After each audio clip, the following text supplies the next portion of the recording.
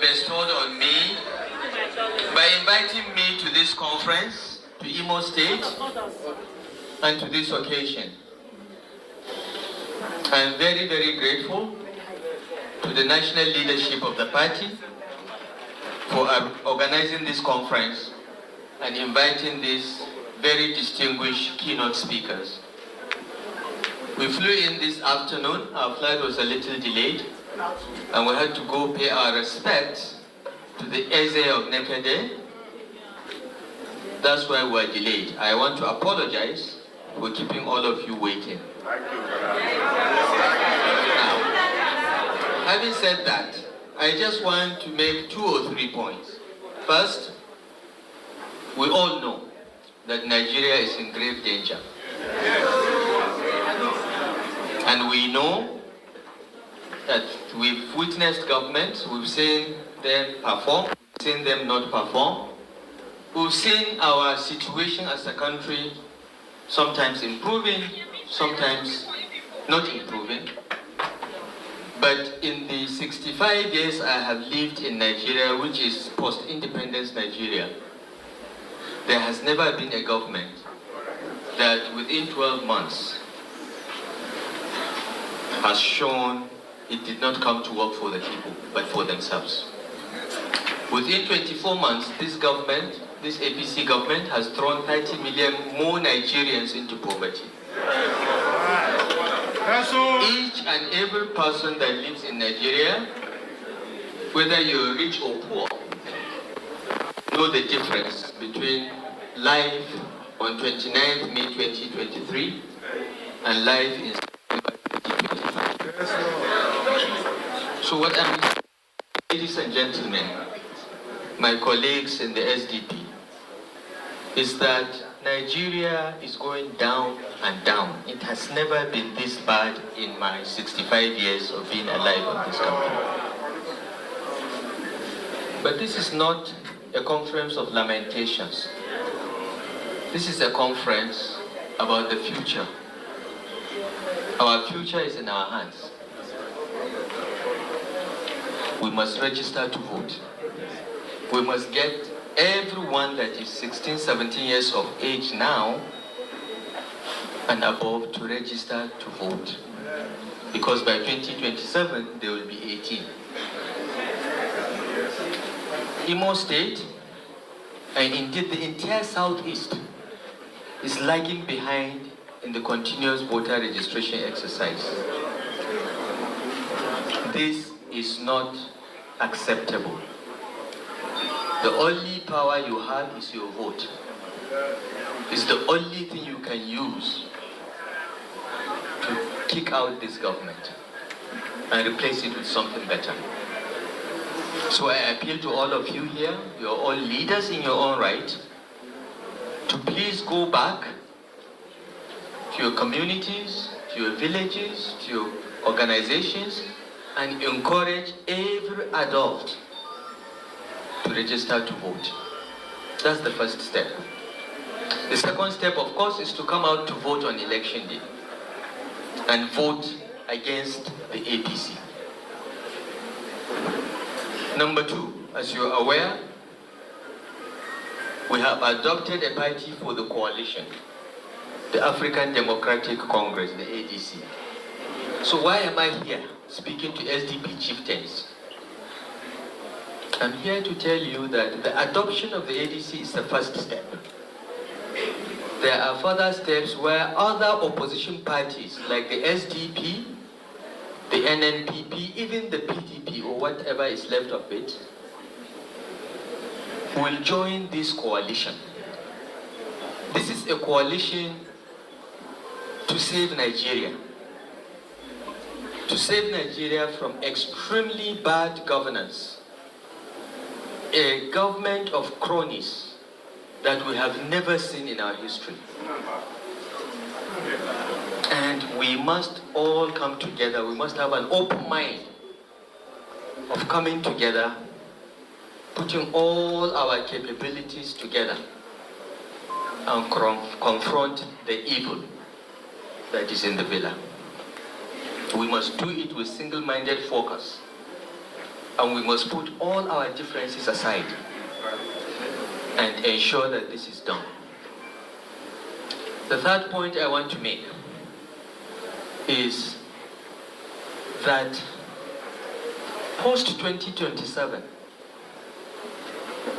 the job of rebuilding Nigeria and bringing back the confidence and feeling of inclusion in governance will start. It's not going to be easy. Every Nigerian must have a sense of belonging. Most Nigerians today don't feel they belong to this country or belong to this government unless they have a Yoruba sounding name. And we must work together. We must not get angry.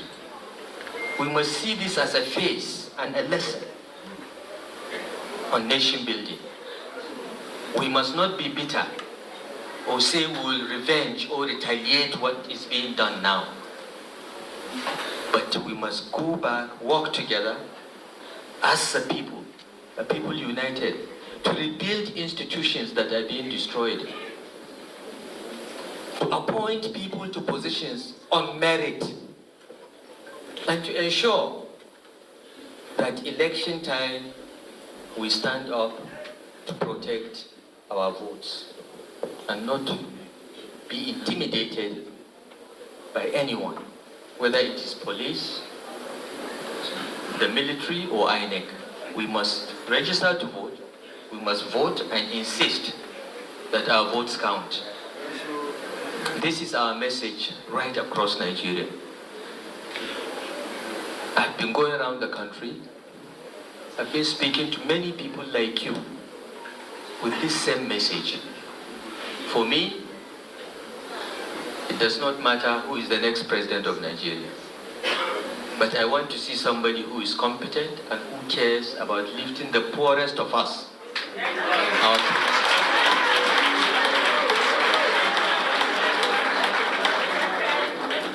And giving opportunity for the most endowed amongst us to excel, to realize their full potentials.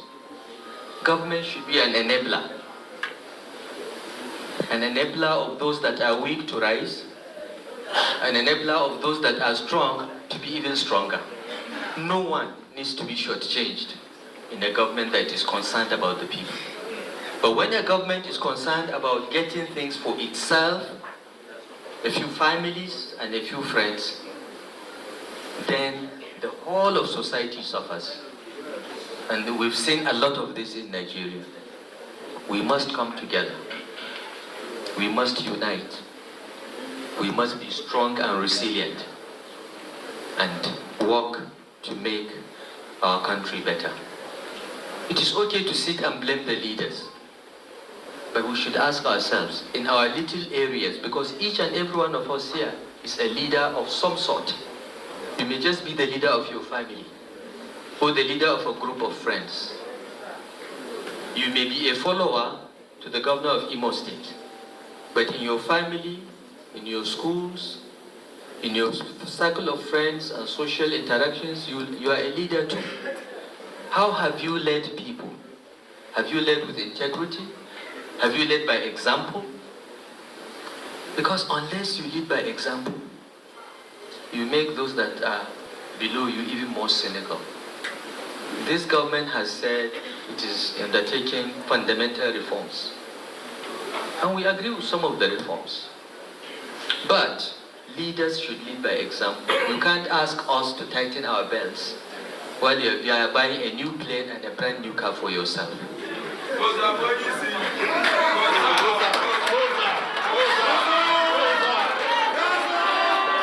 This is